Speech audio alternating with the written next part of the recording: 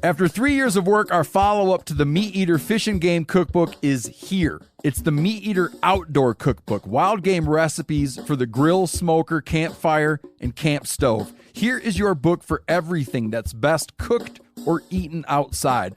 From grilling to open fire cooking to Dutch ovens to smokers to barbecue to backpacking meals to how to pull off the perfect fish fry, with pit stops along the way for lessons about Ice Age cooking methods and the best 5 ways to construct a cooking fire you can be proud of. And of course, we're focusing on wild game and fish here with over 100 recipes, including stuffed venison burgers 3 ways, wild duck with ahi verde sauce, a jerky made with cola, a gin and tonic made with fire-charred lemons, and grilled frog legs made with a sticky sweet sauce. This ain't your normal cookbook, so be prepared to be surprised. Get your copy now. For more info, visit themeateater.com or buy it wherever books are sold. Welcome to the Wired to Hunt Foundation's podcast, your guide to the fundamentals of better deer hunting. And now, your host, Tony Peterson. Hey everyone, welcome to the Wired to Hunt Foundations podcast, which is brought to you by First Light. I'm your host, Tony Peterson, and today's episode is all about the best ways to get your deer out of the woods.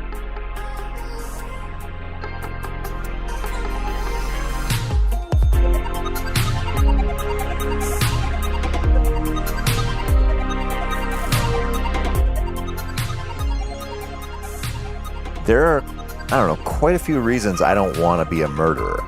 Besides what should be the obvious reasons, I've pulled enough dead critters out of the woods to know that I'm not interested in trying to, stealthily wrestle with a body as I lug it to some far-off spot in a swamp where hopefully nobody will find it. I'm too lazy to be a murderer, I guess. Anyway, the reality of getting a deer out once you find it can be as simple as driving the old four-wheeler out to the field, or as complicated as piecing one out in a whitetail version of the backcountry and then packing it for miles. Knowing and understanding all your options and being confident with them, that can really save you some headaches and backaches. So listen up.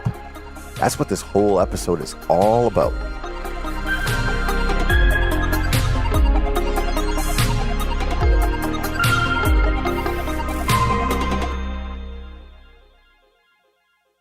When I was a kid, my dad hunted with a group of guys that were mostly pretty decent, aside from one dude who was a one-eyed lunatic who fancied himself a tough guy despite being out of shape, pretty small, and really at a disadvantage when it came to depth perception, if you know what I mean. Those guys let me hang out with them at the hunting shack, and while they bow hunted deer, I terrorized the local squirrel population with my .22. It was pretty fun to be around them, and while they seemed old to me at the time, I realize now, sadly, that they were younger than I am now. Even so, I remember how often they would talk about how you didn't want to shoot a deer in such and such a spot because it would be a nightmare to drag them out. And to be fair, the area they were hunting was the bluff country of southern Minnesota. So there were some real hills to deal with, even if they were just Midwestern hills. And also, to be fair, at that time, the options for those guys to get out a deer involved pure manpower. Grab the antlers with a buddy and start huffing away. If it was a doe, they'd loop their safety harness around the neck. Well, some of them did.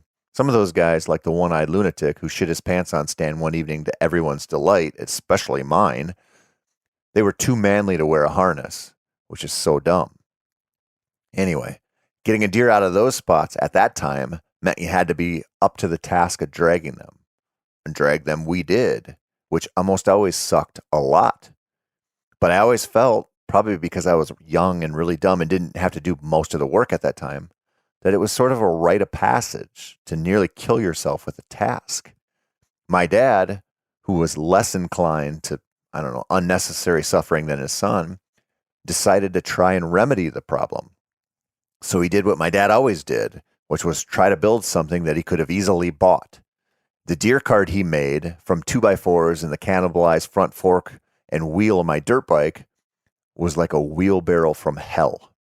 It was the worst. It was heavy, awkward, and the one small wheel in the center meant you had to spend all of your time fighting the balance. I guess it probably would have been one hell of a workout considering how much it engaged your core stabilizer muscles, but that wasn't what it was built for. We used it a few times in my high school years when I occasionally shot deer, but it was not the answer to the deer removal question. What was, I have found out now after a lot of years of trying different things, was the best option for the individual hunt. How's that for a letdown answer? The thing is, like I mentioned at the intro, is that there are really quite a few easy ways to get a deer out. It seems like everyone and their brother owns a side-by-side these days, which is crazy to me. After all, it's weird that we buy a little car type thing that costs as much as a little car, mostly, kind of just to drive around our neighborhood or bring to deer camp on the off chance someone shoots a buck. Side note here, and I'm not shitting on people who own side-by-sides or four-wheelers or whatever, but I noticed when I was driving to Colorado elk hunt this year that the road was full of fellow elk hunters. No surprise there. But what hit me was the amount of money people have invested in toys that are somewhat related to their hunting enjoyment. It made me realize that as much as I'd like to see hunting not become a pay-to-play type of endeavor, or a rich man sport, if you will, it's going to. There's so much money out there, and that money is always looking for an advantage in hunting. Whether it's a little deer hauling vehicle or a lease or a landowner tag, whatever, that money isn't going to go away. It's here to stay, and it will influence the future of hunting opportunities. Now that I have that out of the way, I'll get back to the deer retrieval issue. If you have a private spot and you can use a truck or a side-by-side or a four-wheeler, things are pretty simple. But don't assume that every spot you hunt will allow that. If you travel, you might find yourself in a roadless section of the national forest or some other situation where wheels are a no-no. When this happens, or if you just happen to not have the means or situation to use a vehicle, you have to be aware of your options besides dragging a deer. For me, one of the best things that happened was that I bought a real deer cart that my dad did not make. A deer cart with two wheels and a low center of gravity for the bulk of the weight to lay on. That thing is awesome. And when I first bought one, it was after I had really started traveling to kill public land whitetails. Being solo on most of my hunts and often hunting a few miles from the truck meant that I might be in for like a 6-hour drag or more, which is no fun. It's also really no fun if you have to drag a deer that weighs as much or more than you. Now, listen, I don't care how much gym time you put in. If you weigh 165 pounds and have to drag a 200-pound deer for 3 miles, you're going to wish you were dead, or at least had a buddy with a helicopter you could call. A good deer cart, on the other hand, makes this whole process so much easier. But there is a catch. A catch that I figured out once I spent some time killing bucks in random places far, far from home.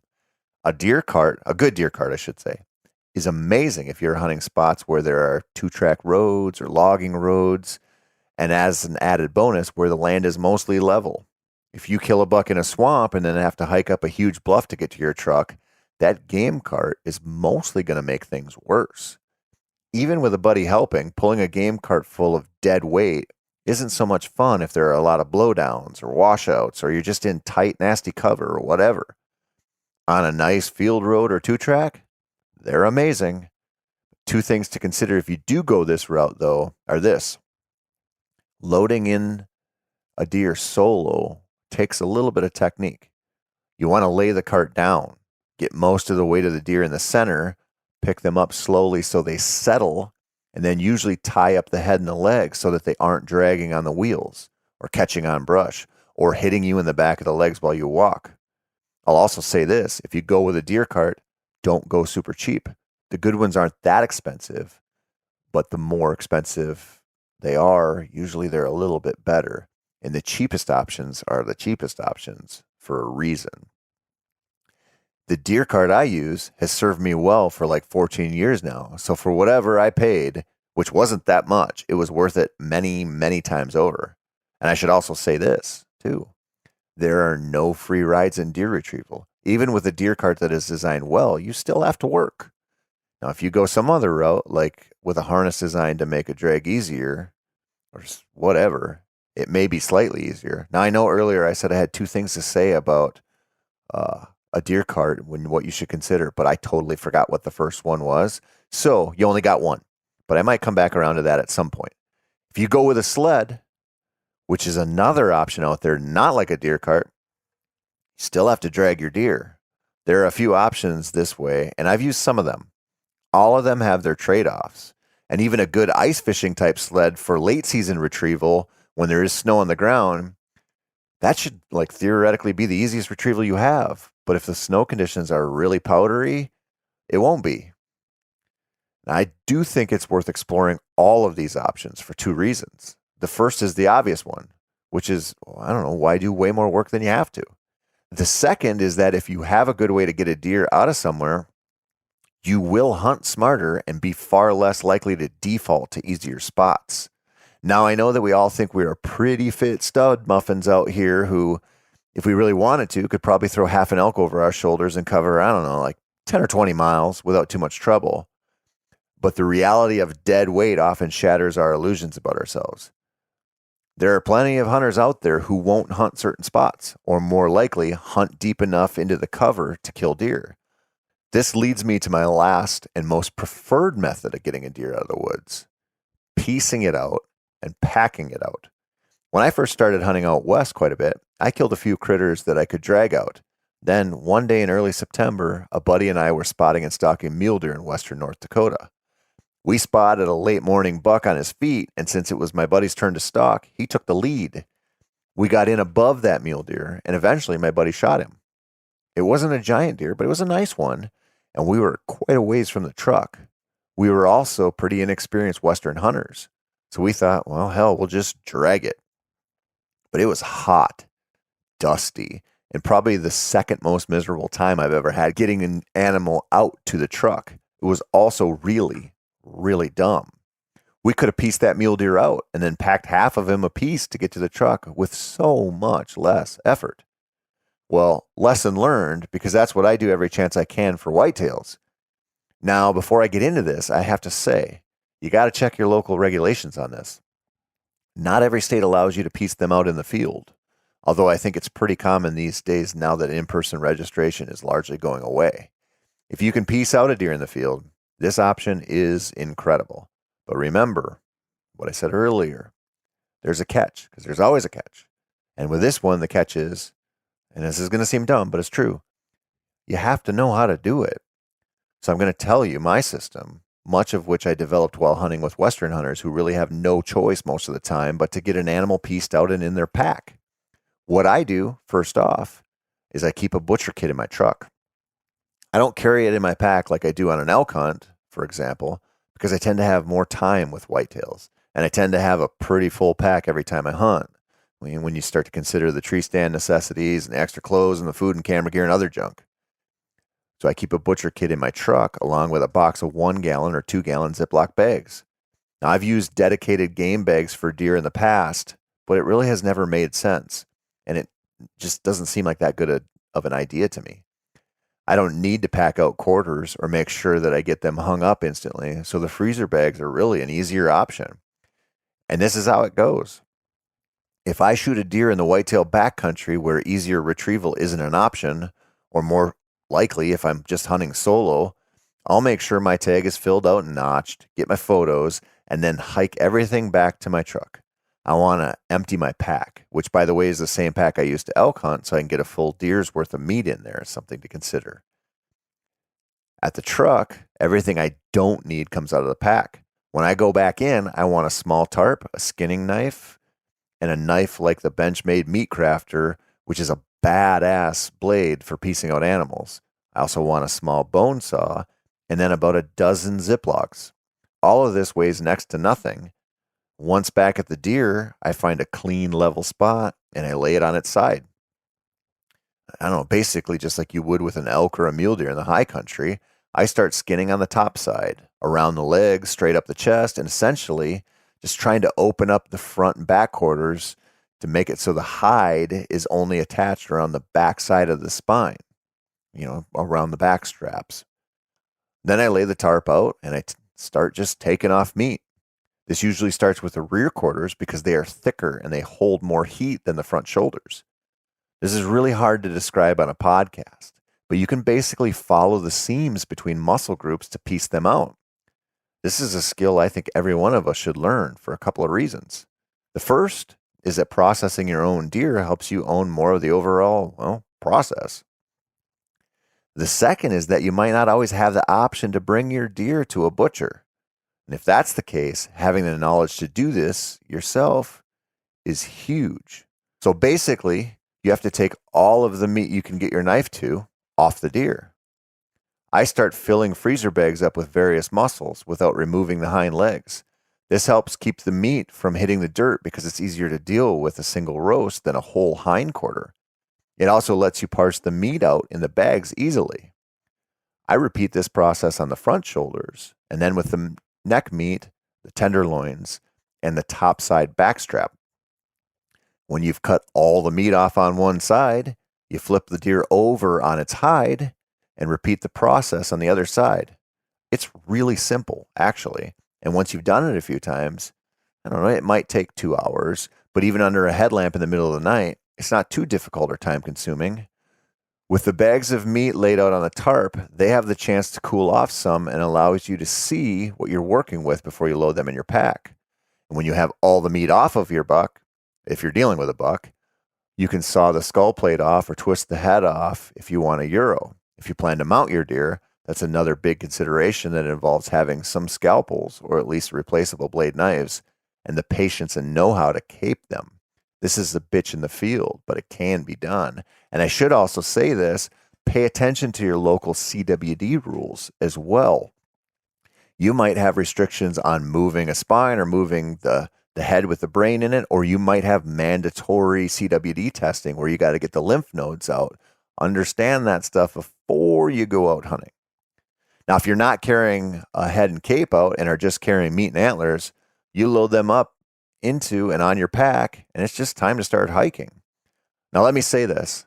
It's not an elk pack job to get a whitetail out, but I don't care because, 70 or 80 pounds in your pack is 70 or 80 pounds in your pack, no matter what critter it originated from. I have had some hellacious deer pack out jobs, but the good thing is that it should only be one trip or maybe two if you need it to. The point is, this is an option, and it's a hell of a good one if you like to hunt solo or you like to hunt deep or both. It also feels pretty badass to carry a whole deer's worth of meat and antlers out on your pack. And I can't prove this, but might just help you grow your chest hair a little more. For the ladies out there that listen to this, all three of them, that's a negative. But for the rest of us, it's a bonus reminder that we are pretty badass dudes who will look just a little bit more like the Magnum PI actor Tom Selleck via, 1984. So figure out your options for getting a deer out. All of your options for all the places you might hunt. The more ways you have to take a deer from the spot he died to your truck, the better. Now, you should also tune in next week when I talk about not falling in love with deer hunting ideas, because that'll bite you right in your camo-covered ass if you're not careful. That's it for this week, my friends. I'm Tony Peterson, and this has been the Wired to Hunt Foundation's podcast, which is brought to you by First Light. As always, thank you so much for your support. And if you want more whitetail content, go to themeateater.com/wired, and you can read all kinds of deer hunting articles, or you can head on over to our Wired to Hunt YouTube channel to see the weekly how-to videos that we put up.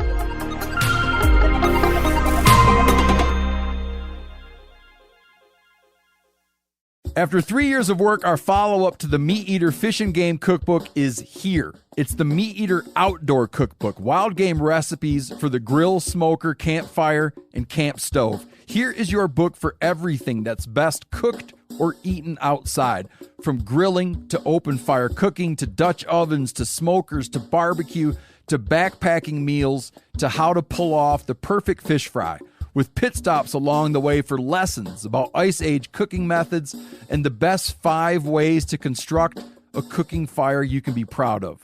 And of course, we're focusing on wild game and fish here with over 100 recipes, including stuffed venison burgers 3 ways, wild duck with ahi verde sauce, a jerky made with cola, a gin and tonic made with fire-charred lemons, and grilled frog legs made with a sticky sweet sauce. This ain't your normal cookbook, So be prepared to be surprised. Get your copy now. For more info, visit themeateater.com or buy it wherever books are sold.